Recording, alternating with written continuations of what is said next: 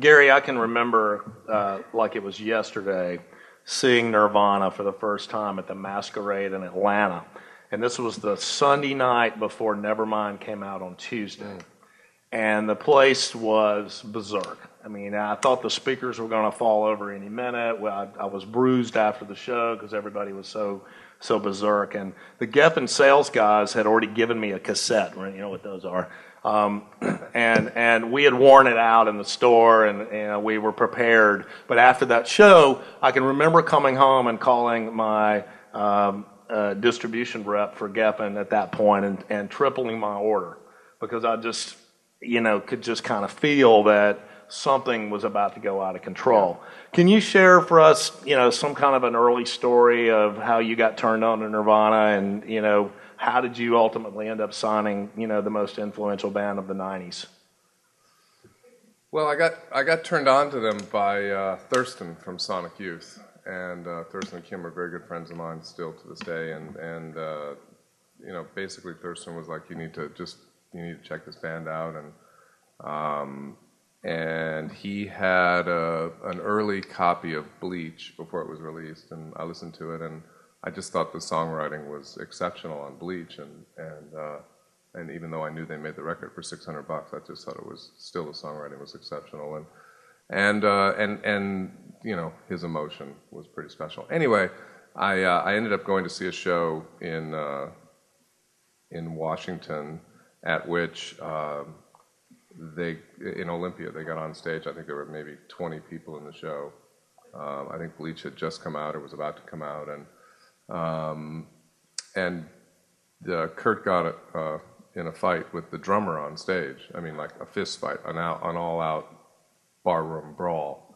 And I'd never seen anything like it in my life, ever. To this day, I haven't seen anything like it. And they were all bloody and all whatever after they got up, and the drummer left and never came back to the band. That's how Dave got in the group. That was the first time I ever saw them play. And Kurt and Chris got up and finished the show, two of them. And so that was my first. I mean, at that moment, I knew I was signing the band. I just knew instantly.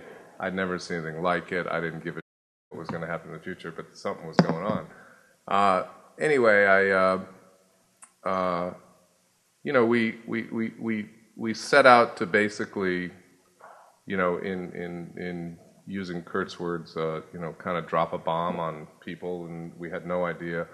This was in the height of what was then called the hair band days, when really exceptional bands like Winger and White Lion and Quiet Riot and were ruling MTV and the airwaves, and we just set out to make a record that was very different, and it was a long, kind of involved process in getting it done, getting it mixed. We brought the guy in who mixed Slayer at the time, who no one knew, a guy now, Andy Wallace, who is one of the best-known mixers on the planet, and all of it was was quite a ride getting to the point of getting the record finished.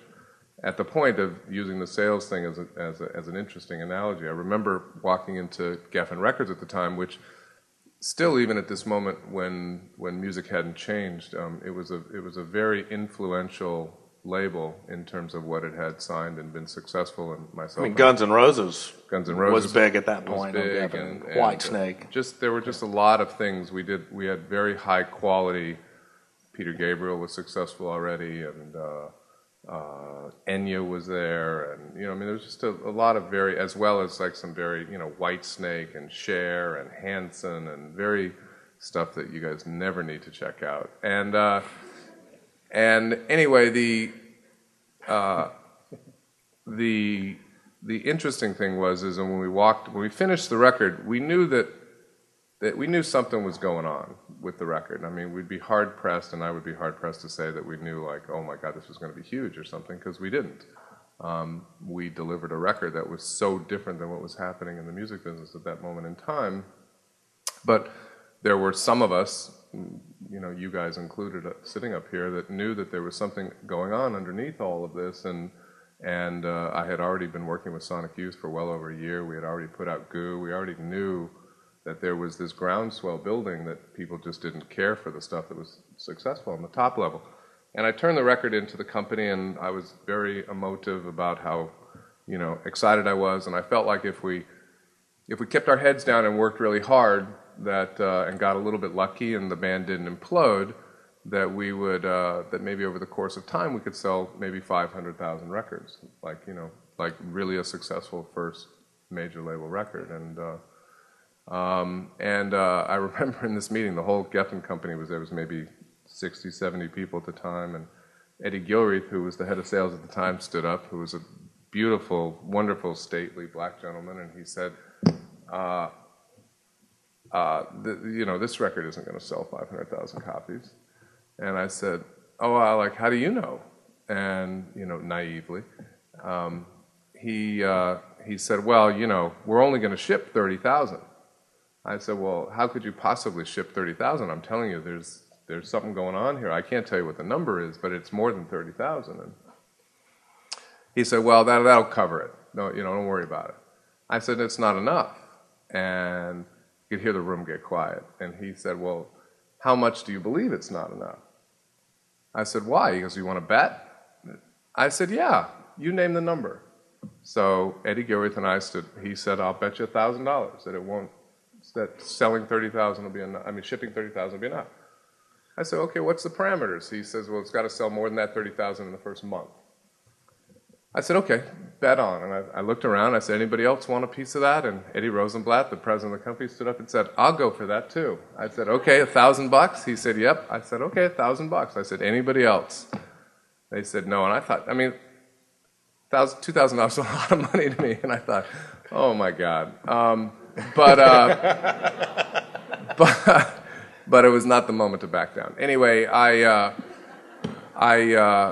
left the room. Everyone's like, well, you're a moron, obviously. And I was like, okay, whatever. And so, but we could feel the groundswell was building. And interestingly, to what's happening today in our business and what's happening for all of you out there, and your interest is growing in music rapidly because of the internet. What we felt like our best strategy was to give people like Don and Steve and people that talk and love music, the music.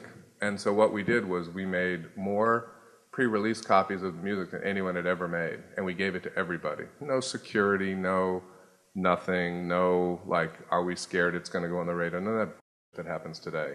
And we just gave people the music, and people started talking, and people started telling other people, and we could feel it happening. And I'll never forget the morning of the release. It was that Tuesday, and I got a phone call from Eddie Rosenblatt. I was at home, and it was 11 o'clock in the morning, and he said, well, I just wanted you to know that today's the day the Nirvana record came out, and I was in the studio working on a different record at that time, and I said, oh yeah, I forgot all about that.